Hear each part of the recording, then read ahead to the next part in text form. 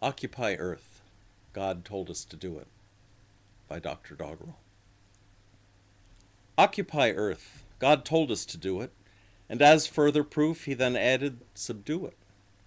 But subduing ourselves is no easy matter, and therefore the earth now grows sadder and sadder. With each passing day we continue to steal food from the hungry. Instead we will deal out pain for the hurting, more sweat for their brow. Mortgage foreclosures are killing them now.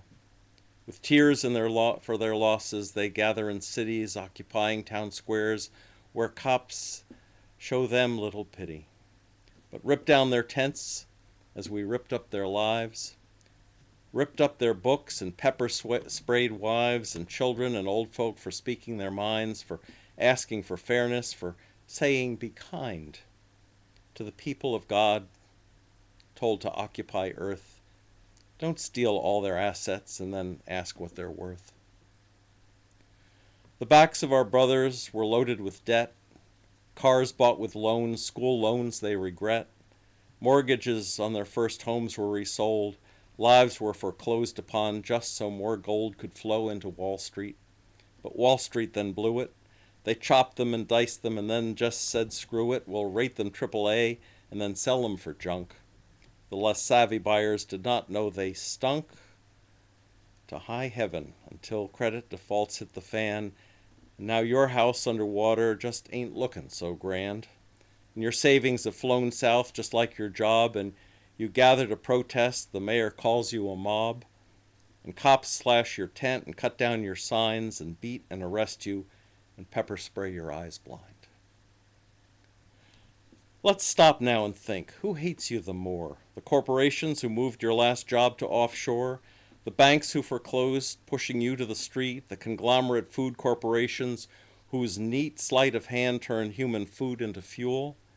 So food prices tripled just as the rules about subsidized food stamps and heating got slashed.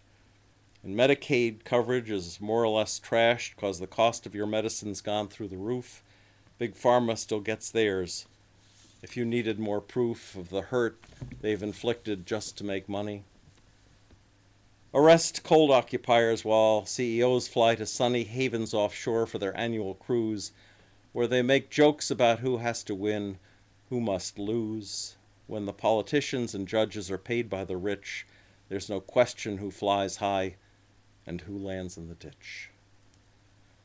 To solve all these problems, there's only one answer. Corporations aren't people, and money is cancer when it's used to pay off the very lawmakers who instead have become the close chums of lawbreakers, who steal from the poor to subsidize the most rich. This tear in society's fabric we'll stitch with a constitutional amendment that's written to say that money's not free speech. That's just not the way, and corporations aren't people. They never can be, not if we want to let humans be free. No more money in politics except taxpayer money to fund our elections. No more lobbying honeys who bring corporate cash to political hacks so they will pass laws stabbing us in our backs. A constitutional amendment to save us 99 from the 1% thugs who've been robbing us blind.